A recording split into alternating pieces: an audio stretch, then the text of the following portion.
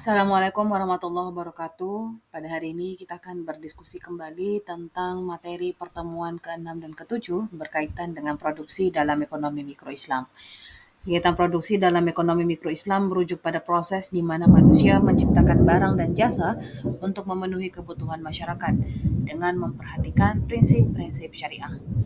Dari pengertian produksi bisa kita lihat bahwa produksi dalam konteks ekonomi Islam adalah aktivitas yang bertujuan untuk menciptakan manfaat baik di masa kini maupun di masa depan. Ini melibatkan transformasi input menjadi output yang bermanfaat bagi masyarakat secara teknis. Produksi adalah proses mengubah sumber daya menjadi barang dan jasa yang dapat digunakan oleh konsumen. Di dalam prinsip-prinsip produksi dalam ekonomi Islam, kita akan melibatkan pada nilai kehalalan, yaitu semua kegiatan produksi harus mematuhi hukum syariah, memastikan bahwa barang dan jasa yang dihasilkan adalah halal dan tidak merugikan moralitas. Yang kedua, prinsip yang digunakan adalah kemaslahatan, di mana tujuan produksi tidak hanya untuk keuntungan pribadi, tetapi juga untuk kemaslahatan masyarakat. Kegiatan ini harus memberikan manfaat bagi orang banyak dan berkontribusi pada kesejahteraan sosial. Lalu bicara keadilan sosial adalah prinsip yang ketiga, di mana produksi harus memperhatikan distribusi yang adil dari hasilnya sehingga semua pihak termasuk pekerja dan masyarakat mendapatkan manfaat yang layak.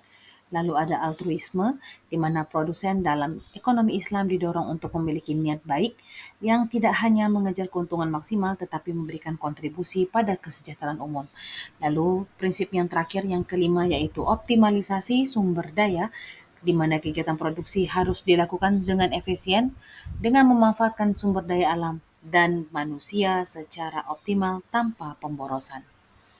Ada beberapa jenis kegiatan produksi yang memang diharamkan dalam Islam. Yang pertama, investasi yang membahayakan masyarakat. Investasi ini adalah mengejarkan keuntungan pribadi saja tanpa memperhatikan dampak sosial yang dapat merugikan masyarakat. Sebagai contoh, investasi bisnis yang merusak lingkungan atau kesehatan masyarakat seperti pabrik yang mencemari air dan udara. Lalu ada konsep dari produksi yang diharamkan dalam Islam adalah riba. Yang kedua, di mana riba adalah praktek mengambil bunga dari pinjaman yang dilarang oleh Islam. Contoh bunga bank pada pinjaman atau tabungan di mana nasabah akan membayar lebih dari jumlah yang dipinjamkan. Yang ketiga, jual beli tidak jelas atau kita sebut juga dengan gharar. Transaksi yang tidak jelas atau mengandung ketidakpastian dilarang dalam Islam, seperti menjual barang yang tidak ada fisiknya atau tidak ada spesifikasinya. Dalam hal ini, kita bisa contohkan bahwa seperti kegiatan berinvestasi dalam produk keuangan yang tidak transparan. Yang keempat, ada investasi pungutan pajak yang menghasilkan uang, di mana menggunakan kekuasaan untuk memungut pajak secara tidak adil dan atau kita sebut juga dengan tindakan eksploitatif yang dapat dianggap sebagai tindakan haram jika merugikan masyarakat dan hanya menguntungkan pihak tertentu. Lalu yang kelima ada pencurian, di mana pencurian adalah tindakan mengambil harta orang lain secara diam-diam dan dianggap sebagai sumber pendapatan haram.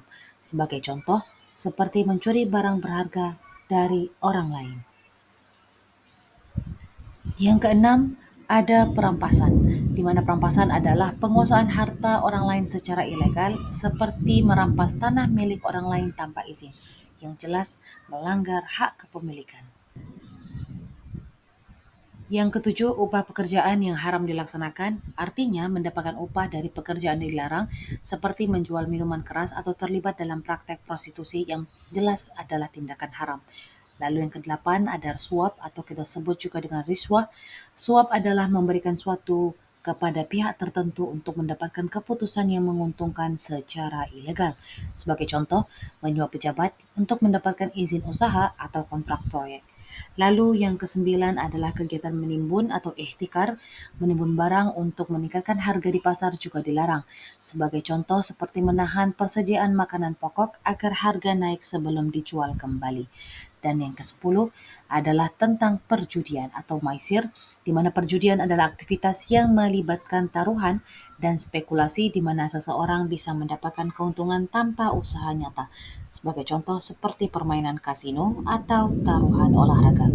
Kegiatan-kegiatan tersebut adalah yang bertentangan dengan prinsip produksi yang telah diharamkan di dalam Islam karena menekan nilai keadilan, transparansi, dan juga kemaslahatan bagi masyarakat.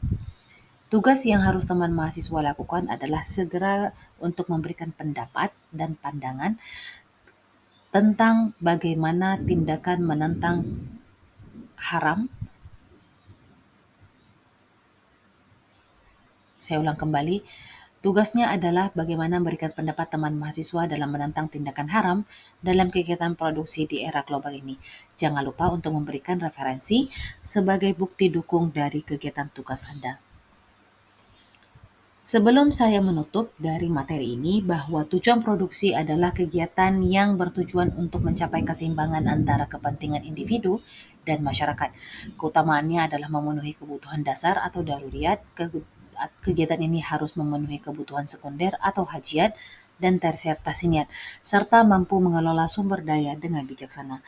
Dengan demikian, kegiatan produksi dalam ekonomi mikro Islam tidak hanya berfokus pada aspek teknis dan ekonomis, tetapi juga mengintegrasikan nilai-nilai moral dan sosial yang sesuai dengan ajaran Islam. Selamat mengerjakan tugas. Terima kasih untuk segala perhatian. Assalamualaikum warahmatullahi wabarakatuh.